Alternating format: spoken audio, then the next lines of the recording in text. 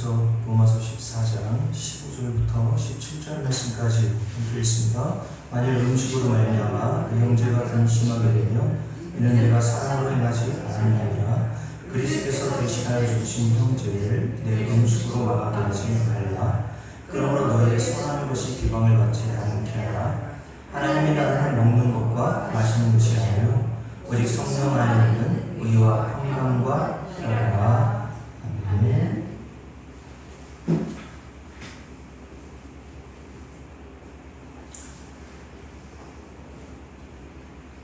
17절 하나님의 나라는 이라는 말씀을 가지고 계속해서 살펴보고 있는데 여러분과 제가 죽으면 거기서 끝나는 것이 아니라 히브리서 9장 27절 말씀대로 하나님의 심판을 받게 되어 한 부류는 영원한 불모신 지옥 흉물에 들어가게 될 것이고 한 부류는 하나님이 약속하신 젖과 꿀이 흐르는 땅, 그 가나안 땅은 하나님 나라의 모형이라고 말씀드렸는데 그 하나님이 약속하신 그 가나안 땅과 같은 하나님 나라에 들어가게 될 것이라고 성경 우리에게 말씀하고 있습니다. 여러분들 이것을 믿지 않는다면 여러분들 성도가 아닌 거죠. 교회 나올 이유가 없어요. 그렇다면 하나님의 나라는 어떤 자들이 들어간다고 말씀을 드렸습니까?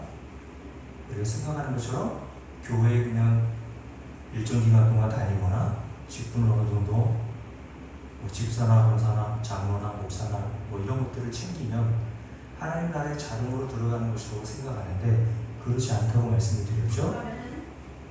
하나님 나라는 하나님을 아버지로 부르는 자들, 그들을 형제라고 부르는데 그 형제들만 하나님 나라에 들어간다고 말씀을 했습니다. 그렇다면 성경에서 말하는 형제는 어떤 자들을 형제라고 말한다고 말씀드렸죠? 이 세상에서는 혈연관계, 부모로부터 피를 물려받은 그런 관계를 형제들, 자매들, 가족이라고 이야기를 하지만 성경에서 말하는 형제들이라는 것은 그런 의미가 아니라고 말씀을 드렸죠. 그래서 여러분들 기억하시죠? 마태복음 12장에 보면 예수님의 어머니 마리아와 그의 육신의 동생들이 예수님을 찾으러 왔을 때 예수님께서 이때다 싶으셔서 앞에 제자들과 이렇게 뭐라고 말씀하셨습니까? 누가 내 형제요? 내 모친이요? 자매냐? 라고 말씀하시면서 도저히 그 당시에 제자들이 알아들을 수 없는 성경에서 말씀하고 있는 하나님 나라에 들어가게 될 형제, 가족이 어떤 자들인지를 분명하게 말씀하셨죠. 어떤 자들만 하나님 나라 들어간다고 했어요? 누구든지라고 했죠. 마태복음 12장에서 지금 말씀하는 내용을 여러분께 말씀을 드린 거예요. 누구든지라는 것은 남녀노소, 빈부귀천, 유대인이든 이방인이든 할례를 받았건 할례를 받지 않았건 관계가 없다는 겁니다. 강도든 사인자든 다 누구든지 어떤 자?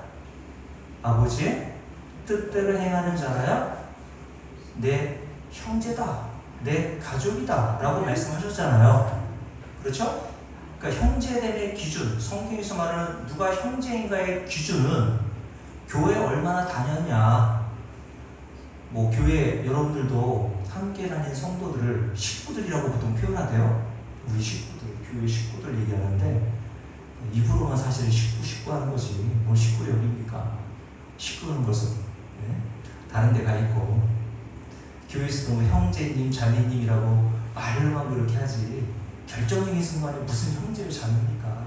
자기가 이익과 유익을 챙기기 바쁘지. 근데 성경에서 말하는 진짜 형제, 하나님 나라에 다시 모여 영원한 가족으로 구성되어 함께 살게 될 형제가 누구인가? 하나님의 뜻대로 행하는 자라야 라고 했던 것은 하나님의 뜻대로 행하는 자도가 아니라 하나님의 뜻대로 행하는 자만이라는 뜻이에요. 그러니까 하나님의 뜻대로 행하는 자만 하나님 나라에 들어갈 형제요, 자매요, 모친, 하나님 나라의 가족 구성원이라고 말씀하신 겁니다. 그럼 하나님의 뜻이 뭐라고 말씀드렸어요? 이거 중요하니까 여러 번, 수백 번 여러분의 귀에 딱지 같도록 반복해도 부족해요. 요한복음 6장 40절에 주님께서 하나님의 뜻이 무엇인지 분명히 여기서 이렇게 밝히셨죠.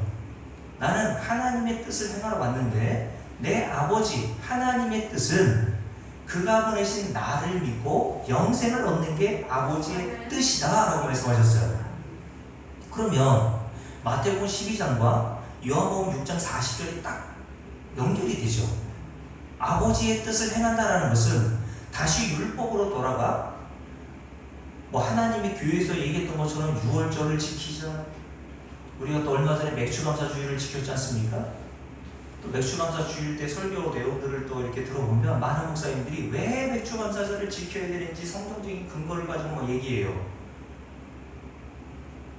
저는 그런 분들에게 이렇게 묻고 싶습니다. 맥주감사절이 그렇게 중요하다면 유대인들이 가장 중요하게 여기는 절기가 뭐였어요? 유월절이란 말이에요. 그 유월절을 왜 안 지킵니까? 그러니까 성경에 구약에 말씀하고 있는 절기 중에 몇 가지를 요거 지켜야 된다라는 식으로 그게 하나님의 뜻이야? 라고 말할 수 없다는 거예요. 또 어떤 사람들은 요즘에 하나님의 뜻을 윤리와 도덕적인 선행 체계로 이해하여서 세상에서 하나님의 뜻으로 네가 사람답게 선행을 베풀며 사는 것이 곧 하나님의 뜻이라고 가르치는 경우들이 있는데 그거는 열매로 그냥 드러나는 것이고 마태복음 12장에서 주님께서 정말 하나님의 뜻이라고 염두에 두신 것은 뭐예요? 아들이신 예수를 믿는 것이 하나님의 뜻이란 말이에요. 그러면 하나님 나라에 들어갈 형제라는 것은 하나님의 뜻을 행하는 자들인데 그 하나님의 뜻을 행하는 자들은 어떤 자들이라고요? 예수 그리스도를 믿는 자들이라고 말씀하는 겁니다. 결국 하나님 나라에 들어가게 될 자들은 예수 그리스도를 믿는 자들만 하나님 나라에 들어가 영원한 가족관계로 살게 될 거란 말이죠. 그래서 전에 지난주에 여러분께 말씀드렸듯이 여러분들이 이 세상에 엮어진 혈연관계 있지 않습니까? 남편, 부모, 자식과의 관계, 형제와의 육신적인 모든 관계는 죽음으로 말미암아 다 해체되고 끊어지게 됩니다. 그렇죠? 그것은 하나님께서 이 세상에 잠깐뿐이 이 세상의 모형을 통해서 영원한 어떤 것들을 보여주시기 위한 역할로 우리에게 주신 거란 말이에요. 그러니까 눈에 보이는 것은 잠깐이요 보이지 않는 것은 영원한 것이라고 그랬잖아요. 그러니까 뭐라 그랬습니까? 눈에 보이는 것들을 주목하지 말고 눈에 보이지 않는 것을 주목하며 사는 것이 믿음이고 그것을 믿고 사는 자들이 성도라고 말씀하지 않습니까? 그러니까 눈에 보이는 혈연관계 그게 중요하지 않다는 게 아니에요.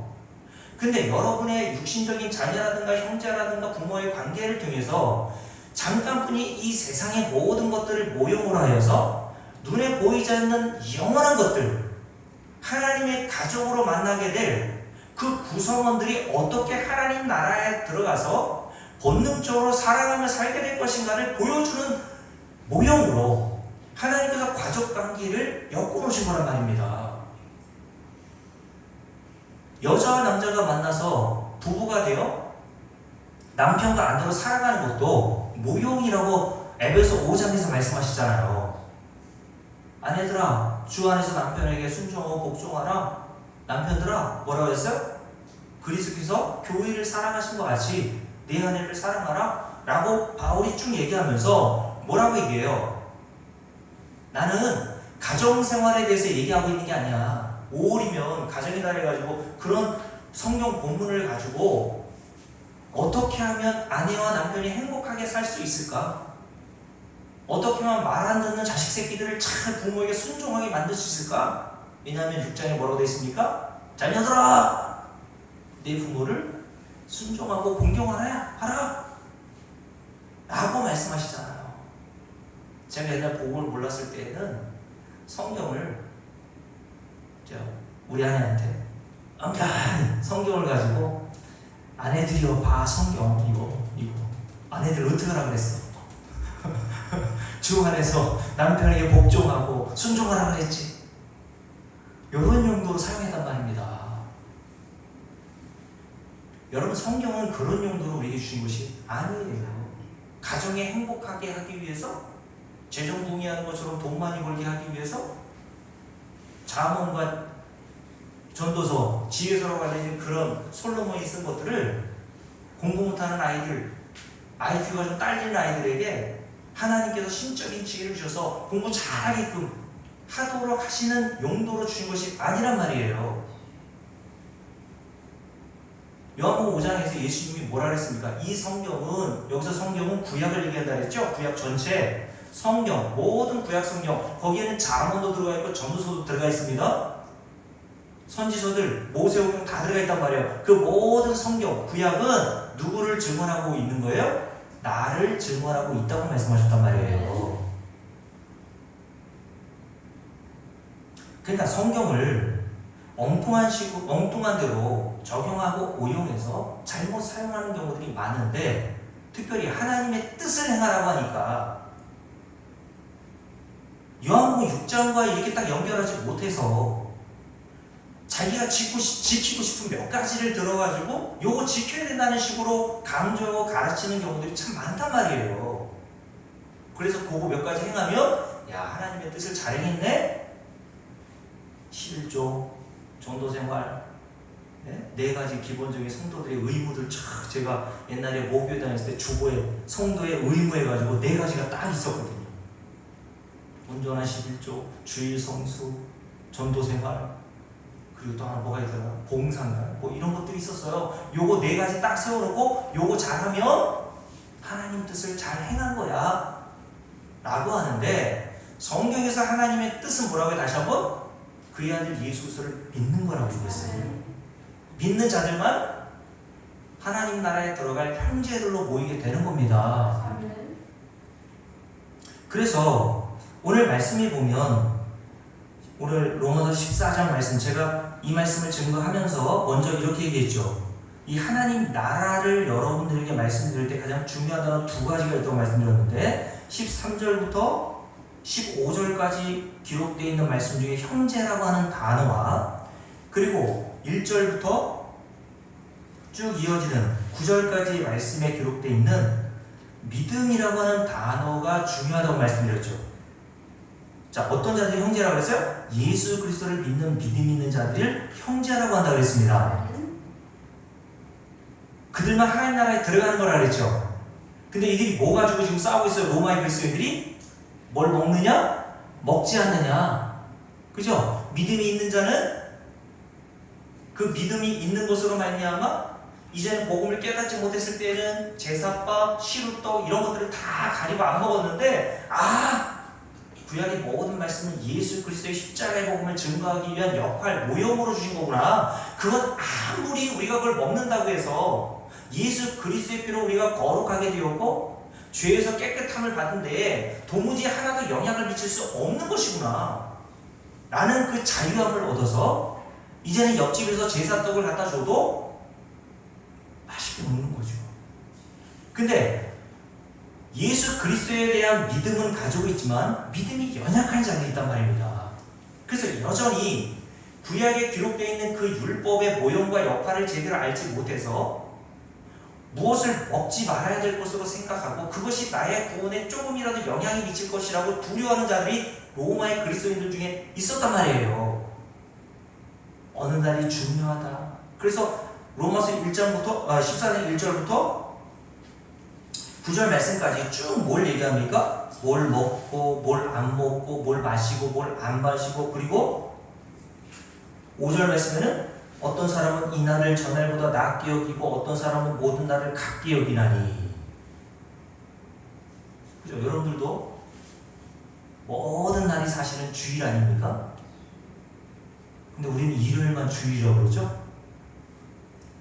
그죠? 일요일은 그냥 어떻게든 나와서 주일을 예배 드리려고 하는데 수요일은 개떡같이 여기잖아. 수요일은 안 가도 되는 날, 가끔 가도 와도 되는 날. 우리 최원수 목사님, 그죠? 여러분, 일요일만 주의 날이에요? 모든 날이 다 주의 날이죠. 교회에 있는 것만 여러분 선물입니까? 교회 뭐 이런 것들 다 선물이라고 하는데 이것도 선물. 그래서 제가 옛날에 교회 건축하고 나서 얼마 안 돼서 구두 바르고 강단에 올라왔더니 그것도 좀 이렇게 마음에 좀, 그래서 한동안은 제가 구두 발로 안 올라가고 실내로 갈아 신고 올라오기도 했거든요. 그러다가 가끔가다 구두 발로 올라오기 시작하니까 네, 지금 이제 구두 발로 올라와도 아무 말 얘기 안 하세요. 여러분, 정말 성경에서 말하고 있는 성물이 그런 겁니까? 그렇다고 교회 물건 함부로 쓰라는 얘기가 아니라 어떤 것들을 더 귀하게 여기고 어떤 것들을 덜 귀하게 여기고 어떤 날을 더 귀하게 여기고 그렇지 않게 되는 그런 것들을 믿음이 있는 자와 믿음이 연약한 자로 구분했단 말이에요. 그런데 이들을 가리켜 다 뭐라고 한다고요? 형제라고 하잖아요. 형제. 맞아요? 뭘 보고 형제라고 합니까? 뭘 먹었는지 안 먹었는지는 관계가 없어요. 그 사람에게 뭐가 있으면 형제인 거예요? 믿음이 있으면 형제인 거예요. 아멘. 맞아요? 아멘. 그 사람이 가지고 있는 믿음이 내가 가지고 있는 믿음보다 하나님께서 부으신 은혜로 말미암아 더 많은 것들을 깨닫고 있는 믿음일 수 있어요. 그렇지 않아요? 믿음에도 다 수준들이 있지 않습니까? 하나님이 주시는 믿음의 그런 은사들이 다르다고요. 분량들이 다 달라요. 그래서 고린도전서, 에베소에 보면 하나님께서 그 사람에게 맞는 믿음의 분량을 주셨다고 하지 않습니까? 믿음의 분량대로 사는 거예요. 그러니까 내가 믿음을 아무리 갖고 싶어도 믿음이라는 건 내 노력과 수고로 오는 게 아닙니다. 하나님께서 수여해 주셔야 그 믿음이 오는 거예요. 근데 믿음이 있는 자와 믿음이 연약한 자가 동일한 건 뭐예요? 같은 믿음을 지니고 있다는 거예요. 어떤 믿음? 우리 주 예수 그리스도의 믿음. 그러면 이 같은 믿음을 가지고 있는 자들을 뭐라고 부른다? 성경은 형제라고 부른다. 그래서 이 형제들만, 예수 그리스도를 믿는 그 형제들만 하나님 나라에 들어가게 될 자들로 성경을 말씀하고 있어요. 그래서 로마서 14장 오늘 말씀, 추우면 온도를 높여도 됩니다. 로마서 14장 17절 말씀 보십시오. 함께 읽습니다. 하나님의 나라는 먹는 것과 마시는 것이 아니요 오직 성령 안에 있는 의와 평강과 희락이라고 말씀하셨어요. 하나님의 나라는 먹는 것, 마시는 것 그것과는 관계가 없단 말입니다. 제사동 많이 먹었다고 하나님 나라 못 들어가는 것도 아니고 제사동 안 먹었다고 하나님 나라 들어가는 것도 아니란 말이에요. 하나님은 그런 것들을 보시지 않고 그 사람이 가지고 있는 예수 그리스도에 대한 믿음이 있는가 없는가로 보시고 하나님 나라에 들여보내시기도 하시고 하나님 나라에 들어오지 못하게 하신단 말입니다. 그러니까 하나님 나라에 들어가게 되는 것은 기준이 뭐예요? 예수 그리스도에 대한 믿음이에요. 아멘. 맞아요? 아멘. 여러분의 직분이 있느냐 아무 관계가 없고 의미가 없어요. 아멘. 여러분의 장례식 때 여러분 위패에 뭐 권사 누구 이름으로 써놔도 아무 의미가 없다니까요? 저희 아버지는 교회 한 번도 안 나왔는데 제가 말씀드렸잖아요. 묘비에 저희 오춘 당숙이 저희 아버지 한자가 이제자 행자였는데 교회도 안 나왔는데 그냥 성도라고 써도 됐는데 집사라고 써줬어요. 집사 이재행. 그래서 왜 써냐고 물어봤더니 오춘 당숙들이 교회 문화를 더 잘 알아요. 성도보다 집사보다 높은 거 아니냐. 계급으로 하는 거예요. 예수 믿지 않는 사람들도. 왜 그렇게 합니까? 교회 다니는 사람이 그렇게 알거든. 그러니까 집사에서 권사가 되고 싶어하고 권사에서 장로가 되고 싶어하고. 여러분, 성경에서 가장 귀한 성도들이라고 하는 단어가 있단 말이에요. 성도들 어떤 말씀이에요? 거룩한 무리라고 하는 뜻이잖아요. 아멘. 예수 그리스도의 피로 거룩하게 된 무리들. 아멘. 어쨌든 여러분, 하나님의 나라는 어떤 게 아니라고요? 먹는 것과 마시는 것이 아니다라고 말씀하는 것은 로마서 14장 그 앞부분에서 이미 먹느냐 마시느냐 뭘 지키느냐 안 지키느냐 이런 걸로 서로 분쟁이 일어났다는 것을 전제로 해서 야 그거는 하나님의 나라에 들어가는 것과 아무 관계가 없는 거야. 맞습니까? 아멘. 그래서 고린도서 8장에서 뭐라 그랬습니까? 우리가 먹는 음식은 하나님과 우리의 관계에 조금이라도 영향을 준다 그랬어요? 안 준다 그랬어요? 안 준단 말이에요. 아멘. 그러면 먹는 것과 마시는 것이 아니라는 것에 여러분 다 넣어보세요. 하나님의 나라는 가늠하면 들어갑니까? 못 들어갑니까? 들어가요? 못 들어가요? 못 들어가요? 그럼 다윗은 어떻게 들어간 거예요? 다윗은 가늠한 인간이잖아요. 살인하면 들어갑니까? 못 들어갑니까? 누가 들어간대요? 예수 믿어야 들어가는 거죠. 가늠한 자, 살인한 자, 동성애자, 심지어는 이런 얘기하면 굉장히 이렇게 저항감을 가지고 계신 분이 있어. 심지어는 자살한 자. 여러분, 그게 옳다는 얘기가 아니에요. 그거 죄입니다, 여러분. 근데 다윗은 간음했고 살인했어요. 하나님 나라 들어갑니까? 못 들어갑니까? 예수 믿으면 들어가는 거예요. 아멘. 맞습니까? 아멘.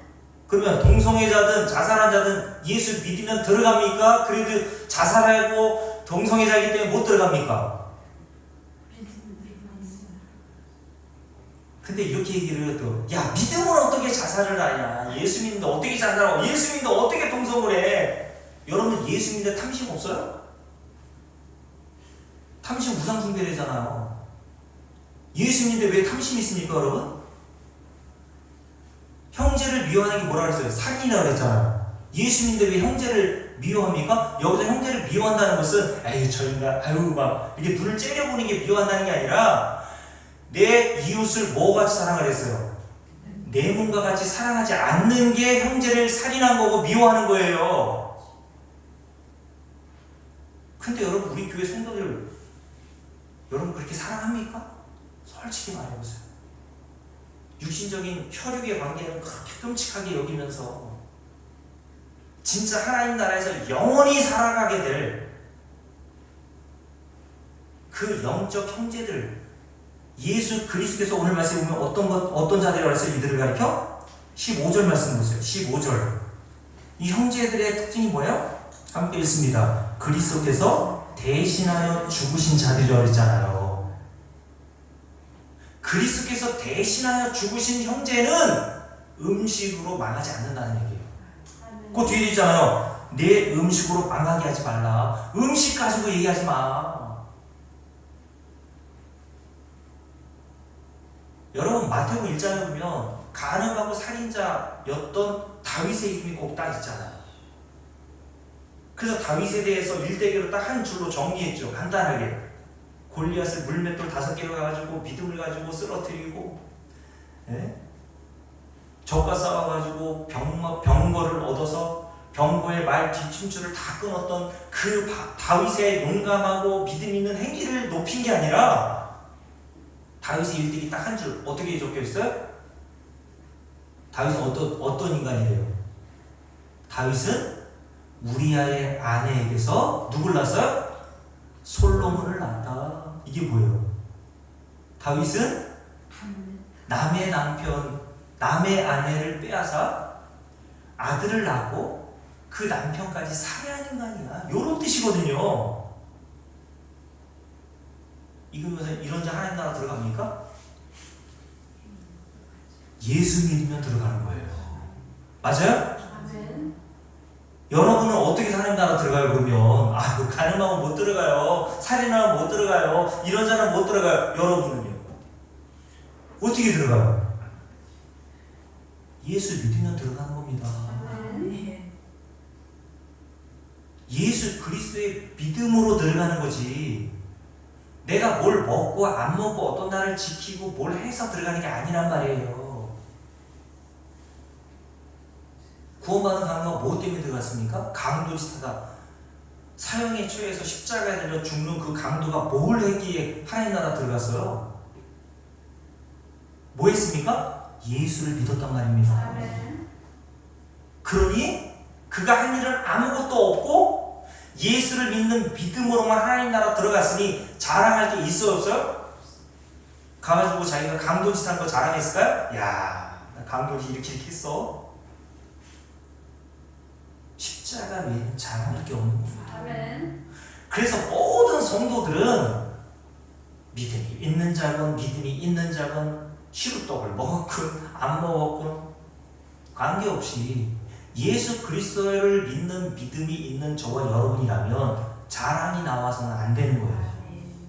나올 수가 없습니다. 나오더라도 그런 자신을 바라보면서 자기를 높이고 싶은 이 욕망, 이 탐심, 하나님과 같이 되어버린 아담과 하와 후손으로서의 내 죄성을 발견하면서 회개하게 되는 겁니다. 아멘. 이런 자가 무슨 하나님 나라 들어갈 수가 있겠습니까? 그러니까 예수 의지하게 되는 거예요. 아멘. 그러니 여러분 성경 오늘 로마서 14장 1절부터 하나님의 나라는 이라고 기록되어 있는 17절 말씀까지가 같이 연결되어 있는 말씀으로 보셔야지 여기 왜 하나님의 나라는 먹는 것과 마시는 것이 아니라고 얘기했을까?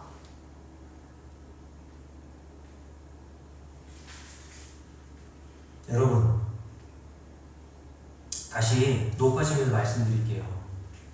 여러분 제가 극단적인 동성애라든가 이런 것들 죄에 대해서 간음이라든가 살인이라든가 이런 것들을 하는 자들이 예수 믿으면 하나님 나라 들어간다고 해서 그거 행위 자체를 잘했다는 게 아니에요. 그거는 천번 만번 로마서 1장에서 하나님이 사형에 해당한다고 정하신 죄예요. 근데 그것만 사형에 해당하는 죄라고 하셨어요? 로마서 1장에서 뭐고 또 사형에 해당하는 죄라고 그랬어요. 뒤에서 수군수군하고 남 헐뜯고 비방하고 부모를 거역하고 감사치 아니하고 하나님을 영화롭게 하지 않고 하나님보다 피조물이 인간을 더 경배하고 섬기고 여러분의 가족들, 여러분의 형제들, 여러분의 자매들, 자식들을 밭에 감추인 보화를 발견한 그 소장농처럼 정말 보화로 가치 있게 여기고 있어요, 예수를?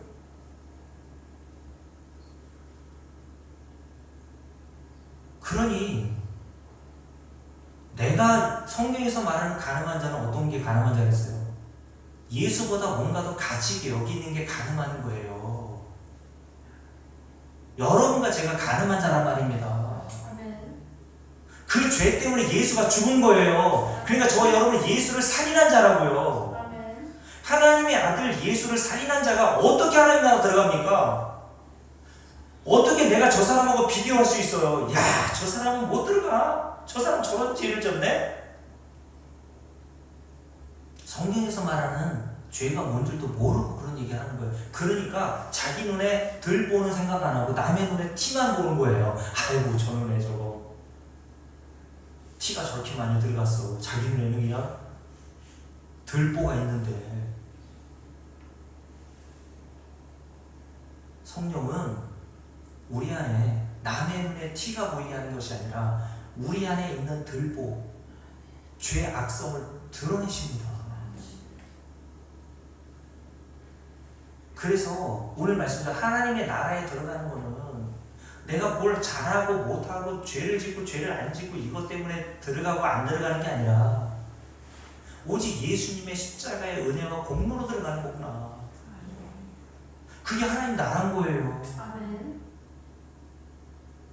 하나님 나라에서 그래서 그런 것들을 예수 그리스도의 피로 거저 얻은 구원을 성경에서 오늘 뭐라고 합니까? 의라고 하잖아요. 의. 나중에 설명을 다 드리겠지만 의. 그 다음에 이런 의를 얻은 자는 평강과 희락을 얻게 된다라고 말씀하시는 거예요. 이게 다 예수와 관계되어 있단 말입니다. 아멘. 그럼 여러분께 물을게요. 하나님의 나라는 예수 그리스도에 대한 믿음을 가진 자들만 형제로서 들어가게 된다고 했는데 여러분 예수 그리스도에 대한 믿음을 가지고 있습니까? 전혀? 다 교회 다니는 사람 치고 예수 안 믿는다고 하는 사람이 없어요. 여러분들 다 그럴걸요? 근데 지난주에 말씀드렸잖아요. 교회 다니는 사람뿐만 아니라 이단에서도요 다 예수를 믿는다고 해요. 통일교에서도 예수를 믿는다고 하고 신천지에서도 예수 얘기하고 여호와의 증인 거기서 예수 얘기하고요. 이슬람교에서 다 예수 얘기합니다. 근데 성경에서 말하는 예수냐는 거예요, 그게. 이건철은 이건철인데, 이근희 목사님이 이건철 목사에 대해서 얘기하고 다니는 것 같아요. 아우, 내 얘기 안 하니까 들어보니까 내가 아닌 것 같아. 동명이인이야 보니까. 이근희 목사님이 아는 이건철 목사가 또 있는 거예요. 그런 것하고 똑같은 겁니다. 말은 이름은 하나님을 내가 섬기고 예수를 믿고 있다고 여기는데 성경에서 말하는 예수를 믿는 게 아니라 자기가 나름대로 세워놓고 자기가 주장하고 자기가 신념처럼 붙드는 예수가 있는 사람들이 많아요.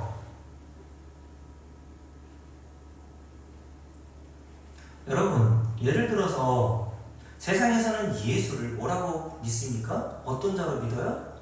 4대 성인 중에 하나로 믿습니다. 4대 성인, 소크라테스, 그 다음에 누구죠?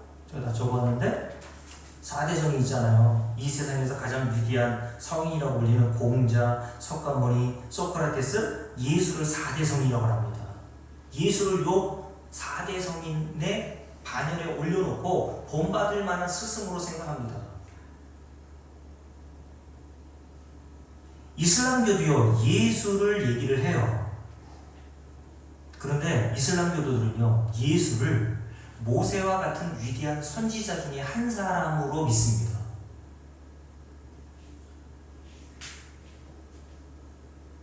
정말 그렇습니까, 예수가?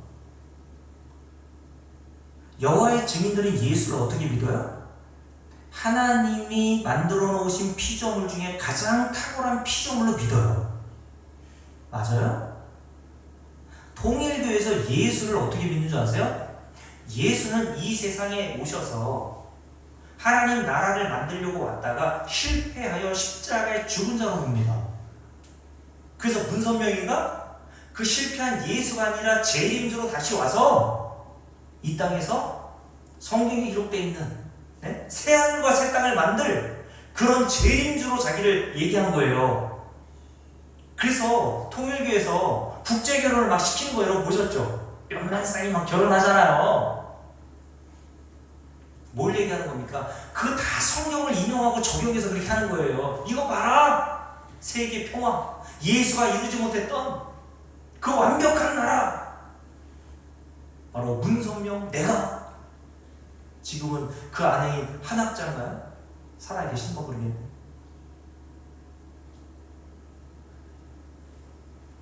여러분, 유대교는 예수를 어떻게 믿습니까? 유대교, 지금 유대인들, 바울 당시에 바리새인과 서기관들과 사두개인들 같은 종교인들은 예수를 어떻게 믿었어요? 위대한 스승으로는 믿었습니다. 랍비, 선생님이요 그랬잖아요. 유대인들이 율법을 잘 가르치는 선생님 정도는 믿었어요. 그러나 그 유대인들이 예수를 십자가에 나무에 못 박아 매달았죠. 왜 나무에 굳이 매달았을까요, 예수를? 여러분, 예수는 왜 굳이 나무에 매달려 죽으셔야 했을까요? 그 당시에 사형의 방법이 여러 가지가 있을 거 아니에요. 교수형 안 돼요? 우리 임용호사님 교수형, 네? 참수형, 칼로. 야고보는 참수당했잖아요, 세리요한과 함께. 근데 왜 예수는 나무에 매달아 죽이냐고요? 임용호사 왜 그런 것 같아요? 내가 어떻게 알아요, 그거예요? 그런 생각 해봤어요? 그런 생각도 안 해보고 신앙생활 하잖아요. 근데 뭘 예수를 믿는다 그래요? 왜 예수가 나무에 꼭 달아서 죽임을 당해야 했습니까? 여러분, 신명기를 볼까요? 신명기 21장을 보세요. 신명기 21장, 신명기 21장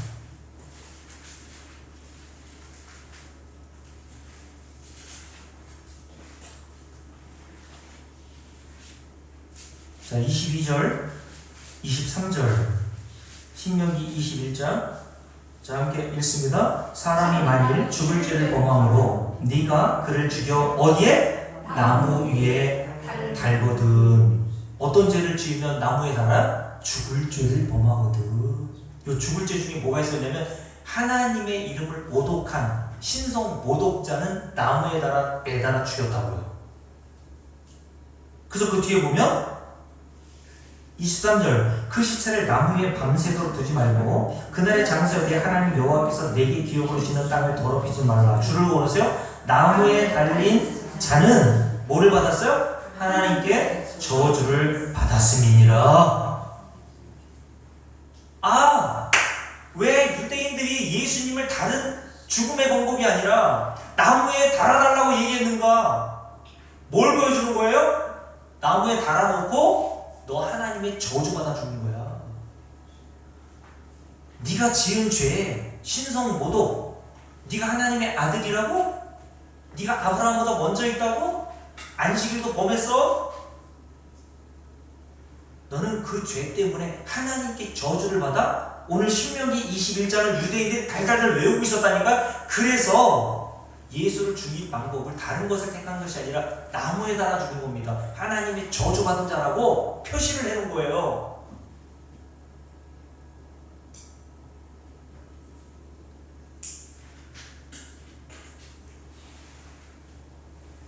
그래서 유대인들에게 있어서 십자가는요 두려운 형틀이었습니다. 예수님이 십자가에 매달리실 당시의 십자가형은요, 그 당시에 로마가 지배하던 시대였잖아요. 로마인들, 로마 시민권을 가진 사람들은요, 나라를 영모를 꾸민 반역죄라든가 진짜 극형이 아니면 십자가형을 취하지 않았어요. 로마 시민들은. 그리고 로마 시민이 아닌 자들이 만약에 죄를 범해서 십자가형을 받았다면 자기 가족들끼리 다 이렇게 해가지고 죽을 때만이라도 고통 없이 죽게 해달라고 돈을 뇌물을 써가지고 십자가형을 면하게 해달라고 했습니다. 그 정도로 그 당시에 십자가형은, 십자가라고 하는 그 모형은 수치와 보욕과 부끄러움과 공포의 대상이었어요. 요즘에 막 십자가 목걸이 막 해달고 다니는데, 이 당시에 그 십자가 목걸이를 해달고 다니는 거는 뭘 해달고 다니는 거예요? 교수형 그 있잖아, 밧줄 이렇게 매달고 다니는 거 똑같은 거예요.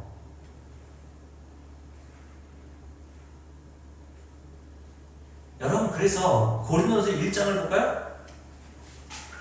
이러한 율법 신명기 21장에 기록되어 있는 말씀을 너무나도 잘 알고 있었던 유대인들, 특별히 바리새인과 서기관들과 사두개인들과 대제사장과 같은 종교인들은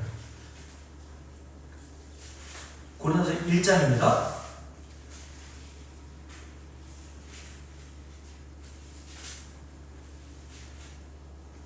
자, 22절 볼게요. 함께 읽습니다. 유대인들은 표적을 구하고 헬라인은 지혜를 찾으나 우리는 누굴 전해요? 십자가에 주를 보세요. 우리는 뭘 전한다고요? 십자가에 못 박힌 누구? 그리스도를 전하니. 아멘. 그리스도는 구약에 하나님께서 구원자로 보내시겠다고 했던 메시아를 말하는 거예요.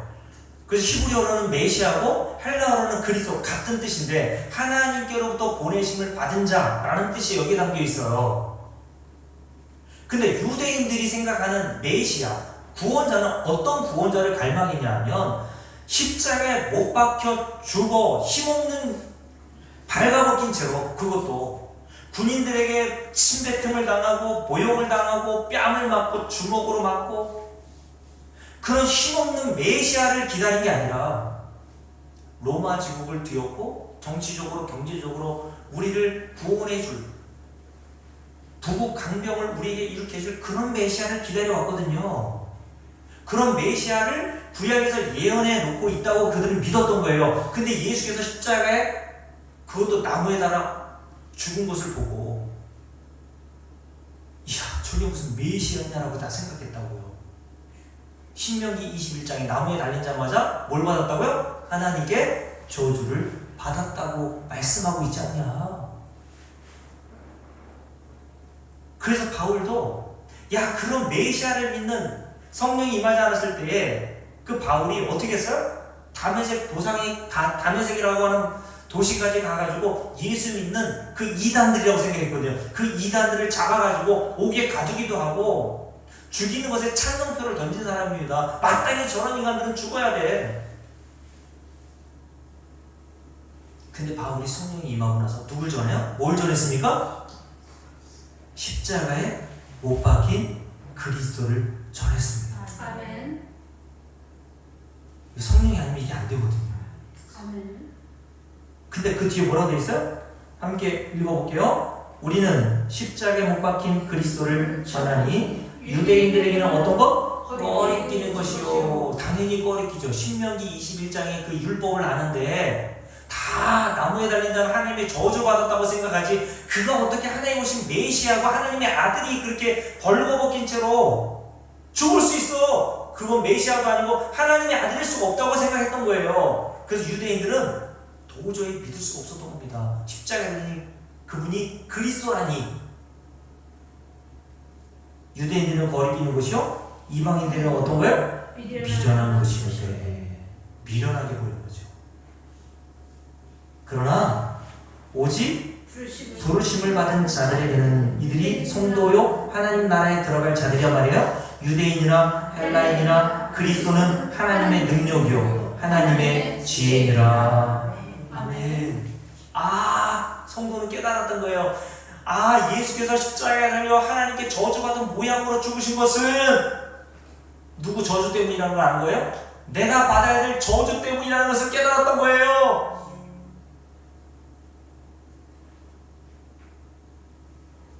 그래서 갈라디아서 3장을 볼게요. 갈라디아서 3장. 갈라디아서 3장.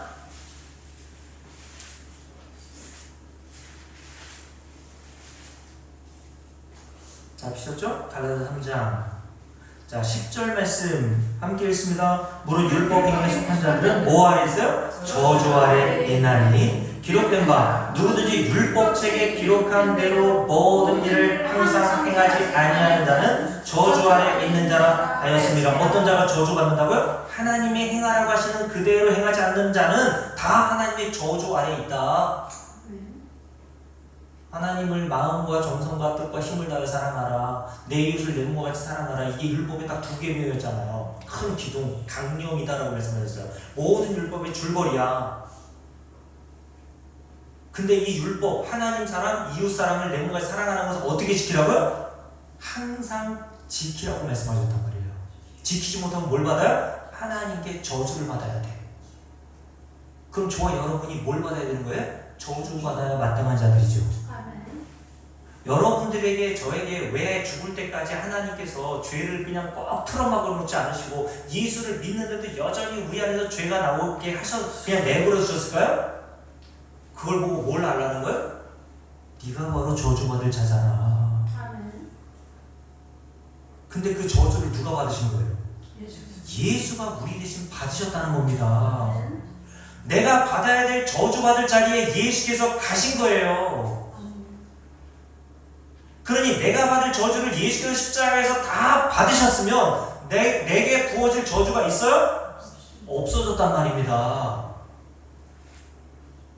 그래서 그걸 복음이라고 하는 거예요. 아멘. 그래서 그 뒤에 이렇게 돼 있죠. 함께 읽습니다. 11절. 또 하나님 앞에서 아무도 율법으로 말미암아 의롭게 되지 못할 것이 분명하니 이는 의인은 믿음으로 살리라 하였습니다. 율법은 믿음에서 난 것이 아니니 율법을 행하는 자는 그 가운데서 살리라 하였느니라. 자, 줄을 보세요. 그리스도께서 뭐를 위해서 죽으신 거예요? 우리를 위하여 뭘 받으셨어요? 저주를 받은 바 되사. 예수님께서 나무에 달려 죽으신 것은 신성모도 자기의 죄 때문에 죽으신 것이 아니구나. 하나님이 우리의 죄를 대신하게 하기 위해서 자기의 사랑하는 아들을 십자가에 내어놓으신 사건이 바로 십자가에 달리신 그리스도의 사건이었구나. 그걸 바울이 깨닫게 된 거예요. 그래서 바울이 고린도서 1장에서 뭘 전했다고요? 십자가에 못 박힌 그리스도를 증거했단 말입니다. 아멘. 이게 복음이야 우리에게.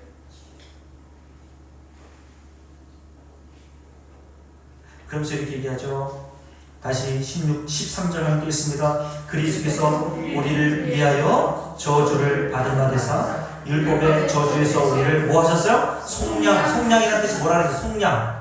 대신 값을 치르는 것을 속량이라고 얘기했잖아요.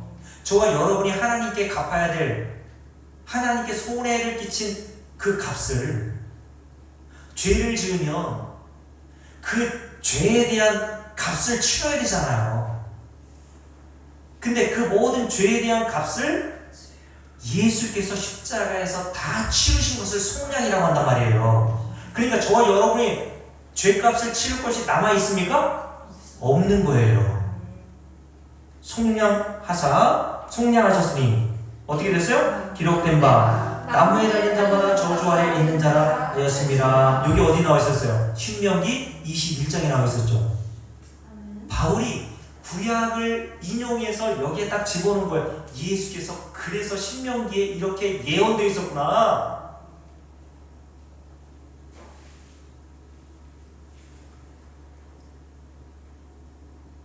(14절) 함께 읽습니다. 이는 그리스도 예수 안에서 아브라함의 복이 이방인에게 미치게 하고 또 우리로 하여금 뭐로? 믿음으로 말미암아 성령의 약속을 받게 하려 함이라. 아브라함의 복, 아브라함이 받은 복이 뭐예요? 거부가 된 거? 재정궁이 하는 사람 그 여자 보니까 아브라함이 거부가 됐다고 하면서 하나님이 주신 복이라고 얘기하는데 그거는 모형과 그림자라니까요. 하나님께서 아브라함에게 주신 복은 뭐예요? 믿음으로 의롭다 하시는 복을 주셨잖아요. 아브라함이 한 일이 없는데 하나님께서 아브라함을 믿음으로 의로 칭해 주신 그 복을 주셨단 말이에요. 그 복을 저와 여러분들도 예수 믿는 자들에게 주신단 말입니다. 왜요? 예수 그리스도를 믿는 모든 자들의 죄를 다 예수께서 속량하시고 죄를 깨끗하게 하시고 우리가 받아야 될 모든 죄에 대한 저주를 십자가에다 받으셨기에 저와 여러분이 받을 저주가 죄값이 없는 의인의 상태, 무죄한 상태, 깨끗하고 거룩하고 흠없는 상태가 되었단 말이에요. 그런 복을 우리가 받은 겁니다. 이 복을 받은 자만 하나님 나라 들어가는 거예요. 이게 얼마나 놀라운 복입니까? 말씀 마칠게요. 저는 얼마 전에 세종에서 함께 운동하고 같이 하는 성별교육, 저보다 조금 젊은 목사님이 계신데 어제 차 마시면서 제가 그런 얘기 했거든요. 제가 우리 교회 수요일날 50분, 주일날 1시간에 설교하는데 나는 왜 이렇게 설교하고 싶은지 모르겠다. 우리 성도들에게 뭘 이렇게 고구마캐듯이 막 나와요. 자랑하는 게 아니라 제가 그런 마음이 드는 것은 다른 게 아니라 내가 그 복음의 100개 중에 한두 개를 알았는데도 이렇게 기쁘고 전해주고 싶다면 여러분도 그 복음을 알면 여러분들도 그럴 거 아니에요. 전도하라서 전도합니까? 그 복을 모르니까 그 복을 얘기도 안 하는 거예요. 예수 믿든지 안 믿든지. 예수 안 믿는 자녀가 집에 와서 예수 안 믿는 자녀에게 예수를 믿으라고 얘기하지도 못하는 그런 신세가 돼버린 거예요. 세상의 복만 가지고 자랑하지 교인들도. 여러분, 아브라함이 받은 이 복을 여러분과 제가 받았고 이 복의 실체가 여러분들이 무엇인지를 안다면 이 복을 예수 그리스도 아들을 통해 주신 하나님을 찬송하게 되어 있습니다. 그래서 찬송가 135장 1절을 부르고 마치고